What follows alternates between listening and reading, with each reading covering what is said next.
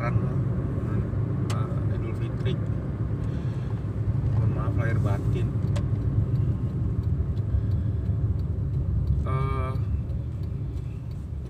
Gue mau beropini tentang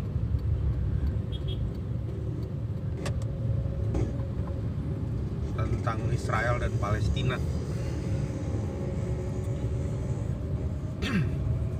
Mungkin disclaimer dulu kali ya. Gue bukan karena gue Kristen gue mendukung Israel, enggak. Bukan. Jadi gue nggak mau bilang bahwa gue mendukung Israel. Gue juga nggak mau bilang kalau gue mendukung Palestina gitu. Jadi gue coba melihat segala sesuatunya lebih objektif dan terstruktur lah.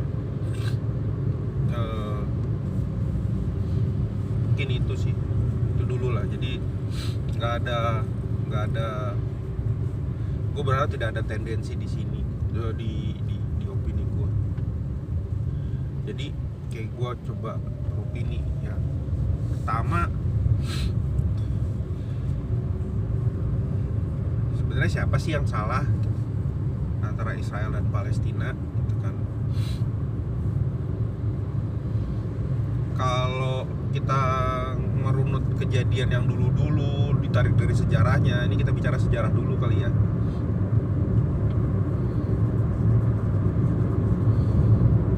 Israel itu ya bangsa Israel. Palestina itu dulu kalau pakai buku sejarah paling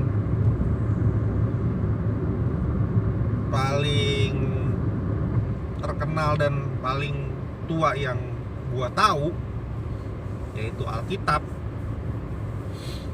Maka Palestina itu, dan juga beberapa bacaan yang gua punya ya, Palestina itu adalah Filistin, atau memang bangsa Filistin yang musuhnya Israel.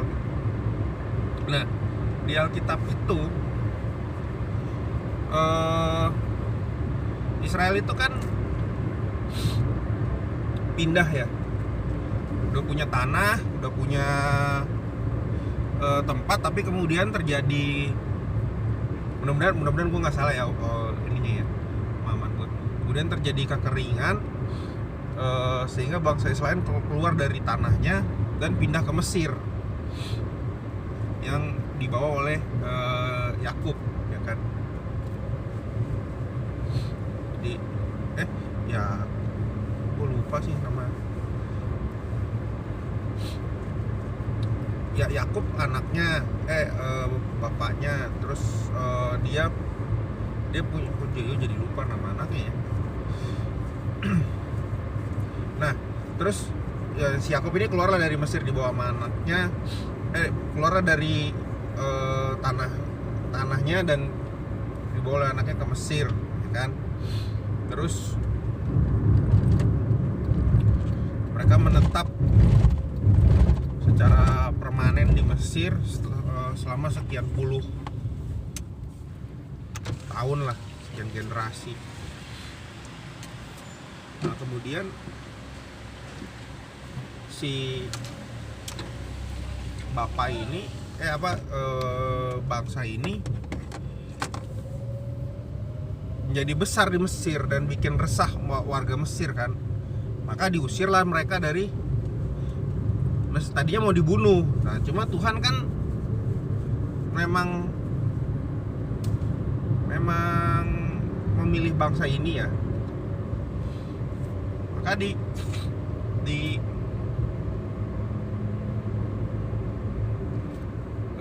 dibuatlah supaya bangsa ini bisa selamat dari kekejaman bangsa Mesir waktu itu. Makanya sampai ada 10 tuah ya, 10 penyakit di bangsa Mesir itu kan, 10 kutuk. Nah, akhirnya keluarlah bangsa ini, hendak kembali ke tanah perjanjian, ya kan, dipimpin oleh Musa. Nah, ketemu tanah perjanjian itu ada di Filistin gitu. Jadi seperti itulah kejadian masa lalunya zaman dulu. udah punya tanah itu sekian ratus tahun, maksud di situ sampai akhirnya di zamannya Daud, di zamannya Yusuf gitu kan, di zamannya Yesus di situ. Nah, terus tahun, nah ini nggak ada di sini Alkitab, di beberapa buku sejarah tahun 1400 apa 1200 ya. Mereka keluar lagi dari tanah itu. Nggak ngerti kenapa tuh. Nah, terus mereka mulai balik lagi nih 2800-an apa 1700 mulai balik lagi pelan-pelan. 1900 pelan-pelan mulai menguasai lagi tanah ini. Ikutlah dengan orang-orang yang menerima mereka di tanah tersebut, yaitu orang-orang Palestina. Itu sejarahnya zaman dulu. Kalau gue sih kalau ngeliat dari sejarah ini, yang mau disalahin siapa? Ya susah, karena ada Tuhan di situ. Bukan karena gue Kristen sih. Gue juga, ini pertanyaan gue ke banyak orang sebenarnya. Kenapa sih Tuhan memilih bangsa Israel? Tapi semua jawaban yang gue terima dari khotbah, dari apa, gue tidak melihat itu sebagai jawaban yang memuaskan gue sebenarnya. Gue percaya sama Tuhan, gue percaya pada Yesus sebagai Tuhan dan Juru Selamat gue. Tapi kenapa harus memilih bangsa Israel gitu? Emang nggak ada bangsa lain yang lebih baik? Emang nggak ada bangsa lain yang nggak perlu sampai membuat keributan sampai sekarang gitu, masalah tanah begini doang gitu. Jadi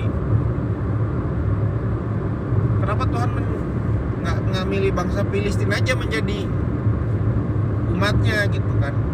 Kenapa Tuhan nggak milih bangsa Indonesia gitu? Atau garis keturunan gue ya bangsa Batak gitu. Kenapa Tuhan nggak milih bangsa Cina? Kenapa Tuhan nggak milih bangsa Inggris? Gitu? Kenapa Tuhan nggak milih bangsa Afrika gitu? Kenapa memilihnya Israel? Tapi ya itu yang ada di catatan ya. Walaupun begitu ya gue tetap percaya, walaupun gue bukan orang Israel, gue tetap percaya terhadap keselamatan itu aja. Karena itu yang dibawa oleh Yesus. Cuman balik lagi ke kasus,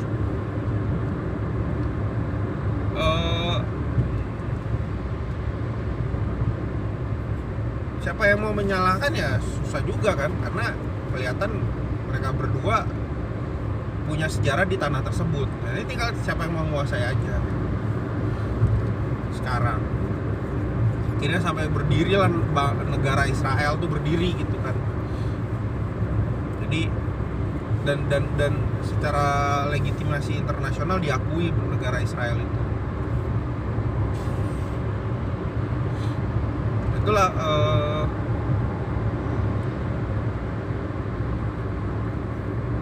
ya serunya di situ ya. Gue cukup salut dengan perjuangan mereka merebut tanah itu dan sampai bisa mendirikan negara. Kalau kita lihat dari perspektifnya Israel ya, itu hal yang harus diapresiasi gitu. Ya gue salut gitu.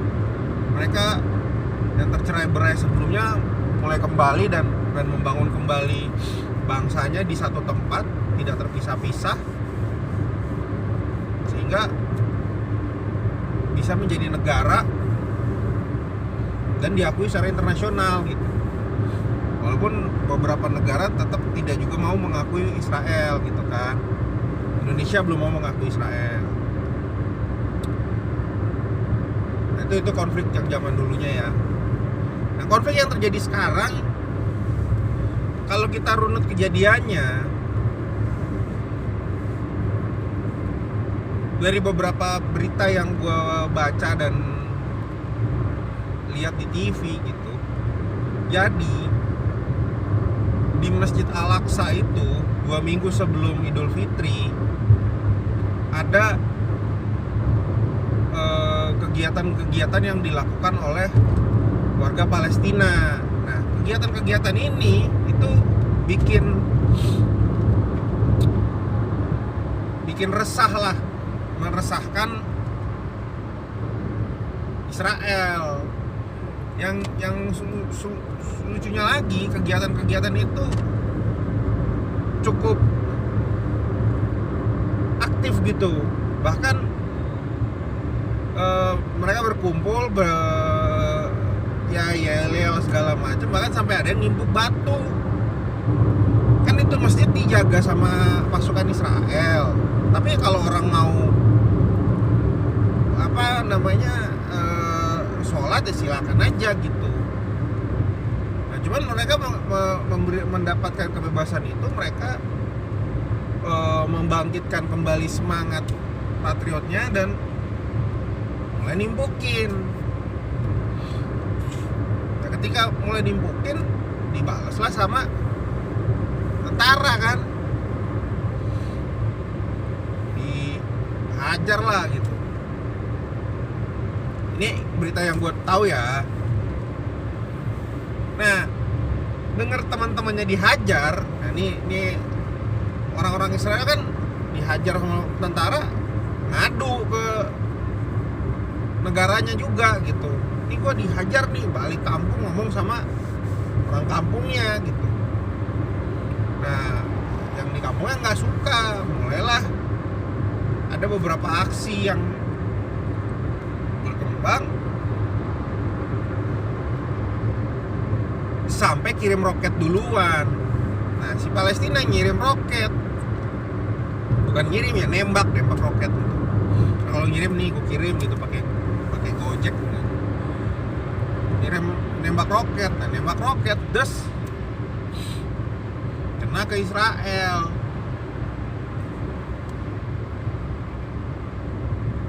Ada mati Israel duluan.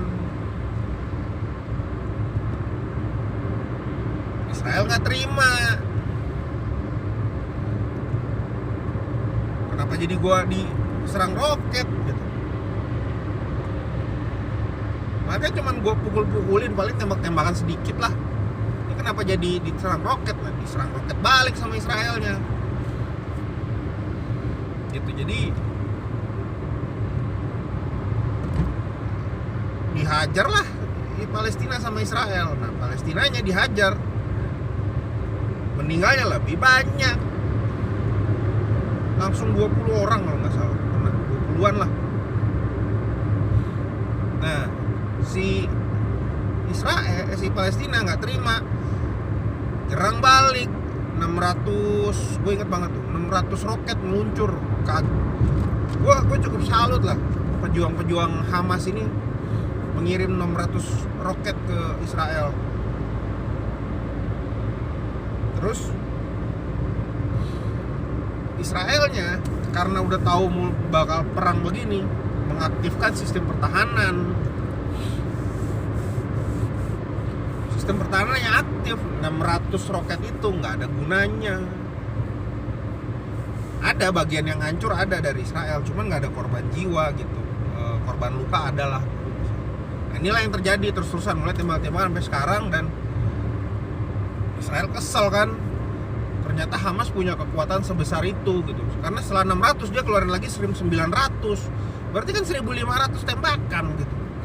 Wah, ini Hamas kuat juga ya, punya 1500. Wah, habisin aja dah daripada ganggu, dihajar lagi balik. Gede loh, gede banget menurut gua. Bahkan sampai tadi pun Israel masih nyerang Palestina tadi, berita tadi pagi. Ya gue sih cuman ngeliat bahwa dasarnya sama, bahwa gini, kalau karena ini terjadi juga di Indonesia ya. Kalau gue dan keluarga gue dan semua orang Batak gitu udah beli tanah nih di Indonesia, gue punya rumah gitu kan. Terus gue dan saudara-saudara gue dan semua orang Batak ini bikin punya rumah dempet-dempetan segala macem. Terus kita bersepakat untuk bikin negara Batak gitu. Ya kita melawan pemerintah Indonesia gitu, yang udah punya negara ini duluan gitu. Kita di sini kita bikin negara baru dalam negara. Kalau yang kemarin heboh ya Sunda Empire gitu ya. Nah ini yang kira-kira inilah yang dilakukan Israel ke Palestina zaman dulu ya kan. Dia masuk ke negara Palestina, dipersilakan masuk ya, karena itu juga sesuai dengan janji Tuhan yang mereka terima. Jadi ya mereka udah menetap, mereka bikin negara sendiri gitu. Udah mulai banyak orang, mereka bikin negara sendiri. Palestinanya shock.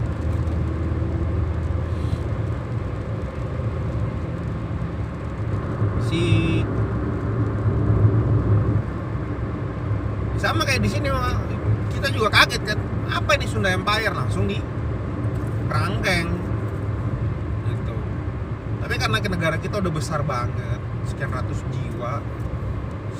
juta jiwa gitu kan, ada sedikit ya langsung dihajar gitu kan. Kayak Papua ya itu kayak gitu. Nah cuma ketika mereka udah makin besar wilayahnya, nah ini yang jadi masalah nih. Ketika wilayahnya sudah jadi Israel, wilayahnya udah jadi besar, mereka gue harus akuin mereka pinter lah. Mereka udah ngumpul banyak, wilayah itu udah dikuasain 20% gitu, baru dia kembangin lagi gede pelan-pelan gitu, karena mereka dapat dukungan support kuat dari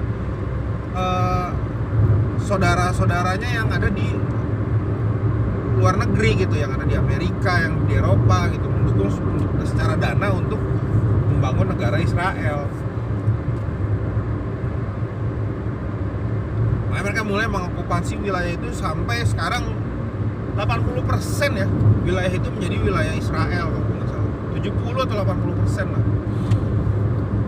Nah, zaman dulu kan pengakuan wilayah itu belum tercatat dengan rapi lah ya. Jadi ya siapa yang bisa menguasai lahan sebanyak itu ya dia berhak atas lahan itu. Itu yang terjadi juga itu yang terjadi di Israel gitu. Menurut gua Palestina wajar kalau dia kesel dan marah lahannya diambil gitu. Tapi Israel juga wajar kalau mereka ingin mempunyai sebuah negara gitu. Karena inilah tanah yang dijanjikan oleh Tuhan. Begitu kondisinya.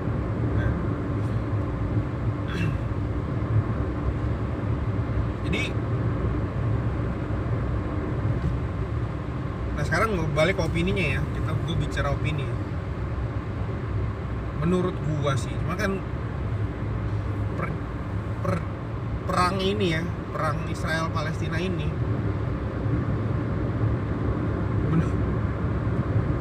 menurut gua sih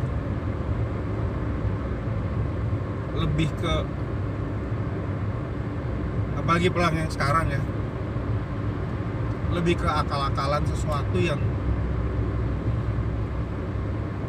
dibuat-buat. Bahkan gue beropini ini bukan karena bukan gue sendiri ya, gue udah baca beberapa opini orang yang lo kok sama gitu mikirnya sebelum gue buat video ini.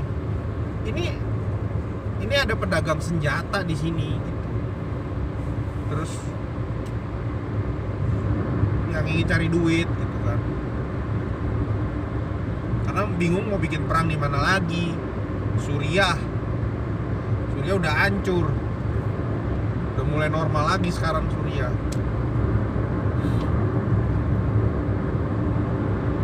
Jadi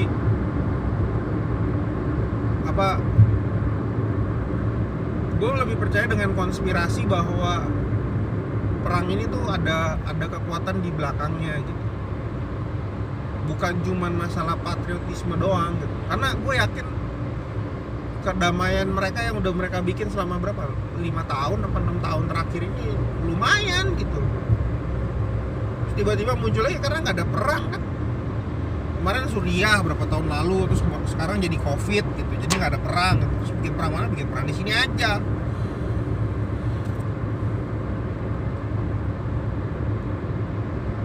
Itulah yang gue rasakan, menurut gue ya, pemikiran gue ya. Ada kelompok-kelompok yang ingin mengorbankan orang-orang di wilayah tersebut, baik itu orang Israel ataupun orang Palestina, agar ada peperangan gitu. Itu yang pertama sih gue lihat. Masalah konspirasi terhadap perang ya. Jadi murni bukan cuman apa rasa nasionalisme untuk merebut kembali tanah gitu. Karena gue kaget loh, Palestina dengan wilayah yang cuma tinggal segitu sekarang, mereka tuh dapat duit dari mana? Bisa punya 600 roket, 900 roket, 1500 loh total. Artinya mereka punya minimal gue yakin 10.000 roket gitu. Mereka punya duit dari mana beli roket itu? Ya kan? Kenapa? Karena ketika lu punya roket sebanyak itu, pertanyaannya adalah duitnya dari mana, ya kan? Nah, kita tahu bahwa donasi untuk Palestina dan dukungan uang untuk Palestina itu banyak banget. Mengatasnamakan kesengsaraan yang terjadi di atas rakyat Palestina tuh banyak banget duitnya gitu. Nah, uang-uang ini dikirim ke sana, kemudian jatuhnya ke orang-orang yang membeli senjata-senjata itu, ya kan? Selama ini udah ada terkumpul selama sekian tahun, wah punya duit nih, udah punya barang nih, yuk tembak-tembakan yuk.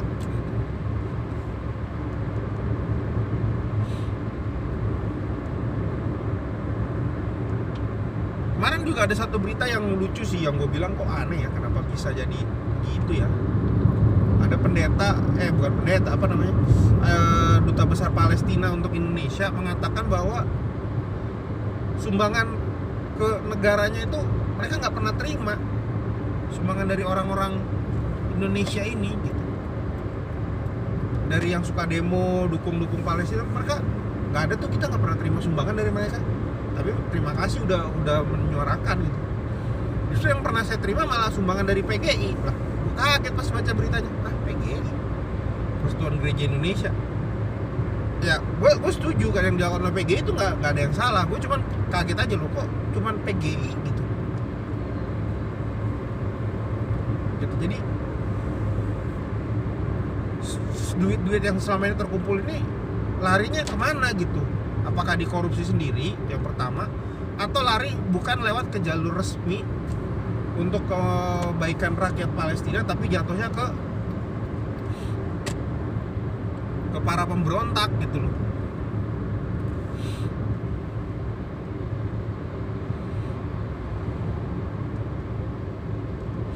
Itu yang patut dipertanyakan sih sebenarnya. Tuh ya, opini gue pertama soal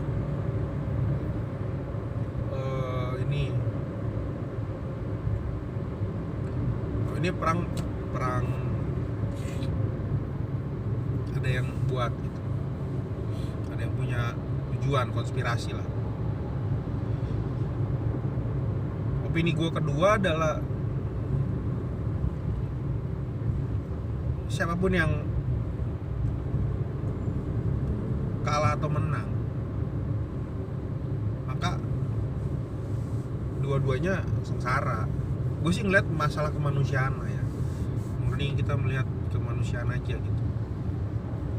Kenapa Israel banyak disalahkan di perang ini ya? Karena mereka merebut wilayah, oke. Oh, dari opini situ gue ngerti, dari sudut pandang itu. Cuma yang jadi masalah adalah senjata yang dibikin oleh Israel ini menghancurkan membunuh lebih banyak orang gitu di Palestina. Dan endingnya kan siapapun korban yang di pihak mana korban yang lebih banyak, yang di pihak mana yang korban jatuh korban lebih banyak, pasti dia akan lebih mendapatkan simpati. Maka banyak yang bersimpati pada Palestina, ya kan? Udah dua hal tuh orang simpati pada Palestina. Pertama karena tanahnya direbut, kedua karena korbannya lebih banyak. Dia memang sebaiknya perang ini di stop. Cuman gimana caranya? Pembagian negara sudah ada sebenarnya. Cuman karena Palestinanya nyerang, dan artinya dari hal tersebut, dari pembagian negara yang sudah terjadi tersebut, pembagian wilayah tersebut, artinya secara tidak langsung Palestina sudah mengakui negara Israel, gitu kan, secara tidak langsung ya, karena ada pembagian wilayah, masing-masing punya pemerintahannya masing-masing gitu. Jadi gua rasa sih ini tinggal bagaimana caranya mereka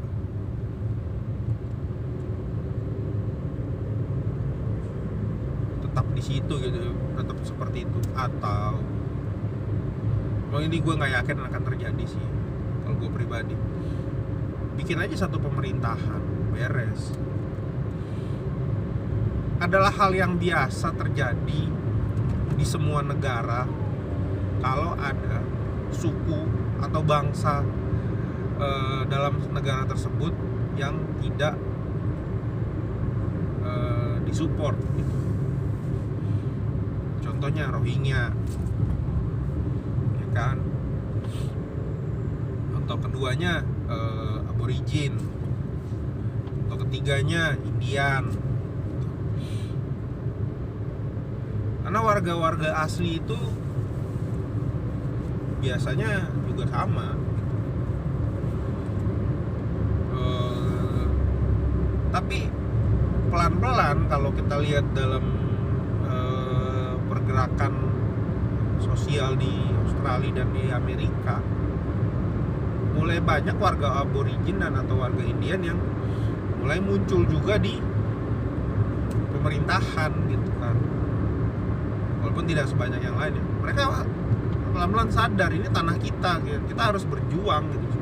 Nah Palestina juga seperti itu. Maksud gue sih kalau gue pikir-pikir, bikin aja satu pemerintahan, tapi ya pelan-pelan coba kuasain lagi secara jalur yang lebih terhormat ya, daripada perang gitu. Buang nyawa banyak banget. Lebih baik secara diplomatis, atau oke, kita mundur dulu 1-2 langkah untuk maju 4 atau 5 langkah ke depan gitu. Artinya kita berhenti perang, tapi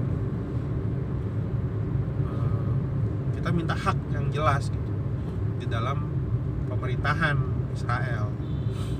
Kalau Israel memerintah ya, karena kalau dari kondisi wilayah dan jumlah penduduknya saat ini, kalau jumlah penduduk kayaknya masih banyak Palestina nih. Kayaknya menurut gua sih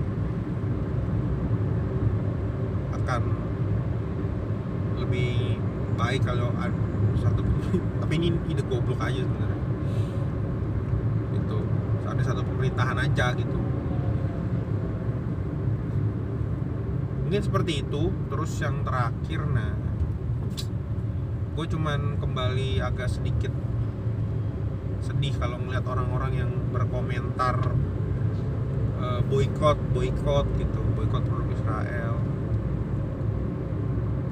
Lu boykot produk Israel tuh apa aja sih? Kita juga jarang tahu kan sebenarnya produk Israel tuh apa aja. For your info, barang-barang yang, atau Israel tuh sebenarnya kuatnya di mana sih? Israel tuh kuat di industri. Pertama tuh air.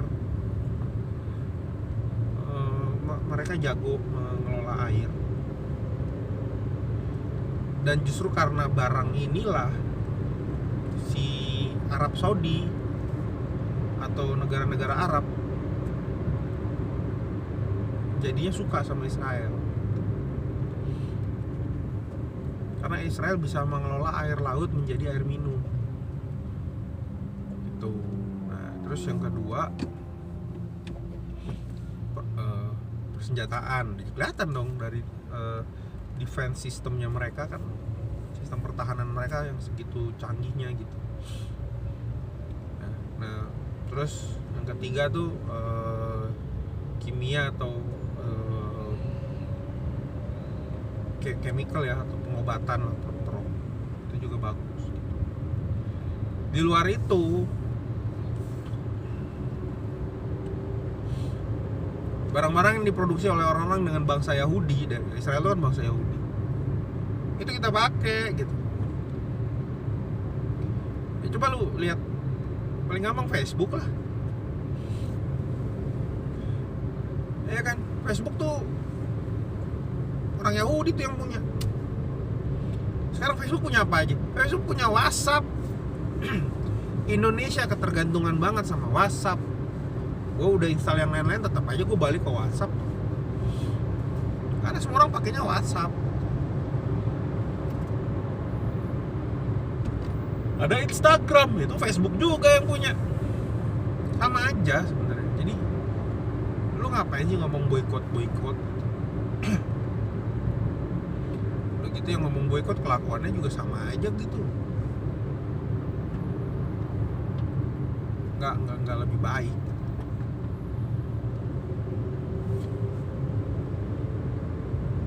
Ya paling itulah yang gue mau bikin. Kalau udah panjang banget ngomongnya, nggak nyangka. Poinnya adalah menurut gue kalau kita runut kejadiannya dari zaman dulu, yang mesti disalahin siapa? Karena penyebab mengatakan, tapi mungkin yang mesti nyalain Tuhan ya. Tapi mau nyalain Tuhan mau buat apa? Nggak ada gunanya kan. Maksudnya Tuhan nggak pernah salah. Jadi ya tinggal kita tunggu aja hasil akhirnya. Artinya kedua ya mungkin solusi damai ini mesti dibuat gitu di antara mereka. Nah, tinggal, dan sepertinya akan terbentuk dalam waktu 1-2 tahun ke depan dengan jelas dari hasil peperangan ini. Yang ketiga ya nggak ada gunanya lah boykot. Banyak solusi yang lain selain cuma boykot itu. Ya, karena negara-negara yang dulunya dikatakan tidak mendukung Israel sekarang juga mulai mendukung Israel. Ya seperti itulah kira-kira. Oke, itu aja deh. Thank you.